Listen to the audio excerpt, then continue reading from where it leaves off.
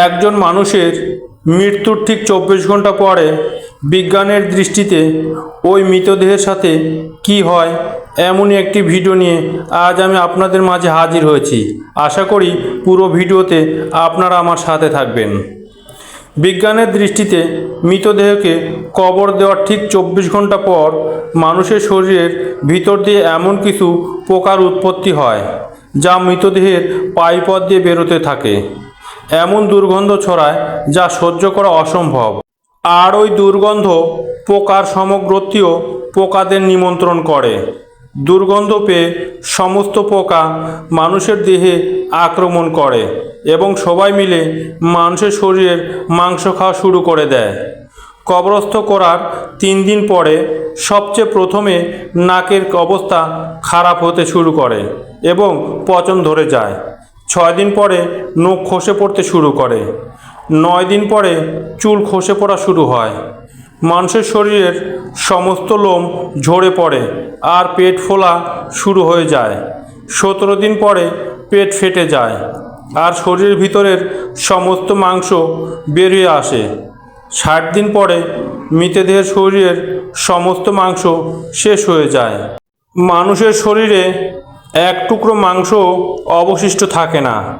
90 দিন পরে সমস্ত হাড় একে অপরের থেকে পৃথক হয়ে যায়। 1 বছর পরে মানুষের শরীরের সমস্ত হাড় মাটির সঙ্গে মিশে যায়। যে মানুষের মৃতদেহ কবরস্থ করা হয়েছিল তার সমস্ত অস্তিত্ব মুছে যায়। অতএব আমার ভাই ও বোনেরা, বলুন, মানুষের কিসের এত অহংকার, কিসের এত দাম্ভিক্য, কিসের এত হিংসা, এত বিদ্বেষ, এত লালসা? নাম, ডাক, ঐশ্বর্য, সম্মান, শক্তি সব সামর্থ্যই যেন হারিয়ে যায়। এত ক্ষমতা বাদশাহী কোথায় যায়? সব কিছুই মাটিতে মিশে যায়। মানুষের অস্তিত্ব বা কী আছে? মাটি থেকে সৃষ্টি, আবার মাটিতেই কবরস্থ করা হয়। মাটিতেই মিশে যায় মানুষ। 5 ফুট 6 ইঞ্চি, 5 ফুট 7 ইঞ্চি, 5 ফুট 8 ইঞ্চি মানুষ হয়েও তারপরে কোনো কিছুই থাকে না, সব কিছু চিহ্ন মুছে যায়। এই দুনিয়ার গাম্ভীর্যের সাথে বিচরণকারী সকল মানুষই মিশে যায় মাটির সাথে, তার অস্তিত্ব মিশে যায় মাটির সাথে, তার অস্তিত্ব কোনো কিছুই আর অবশিষ্ট থাকে না।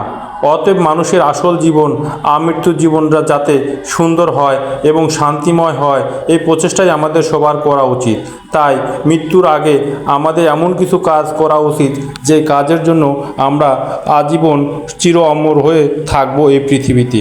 তাই অর্থ সম্পদ, এই ধন দৌলত, এগুলো লোভ লালসা না করে ভালো কিছু কাজ আসুন আমরা সবাই একসঙ্গে করি।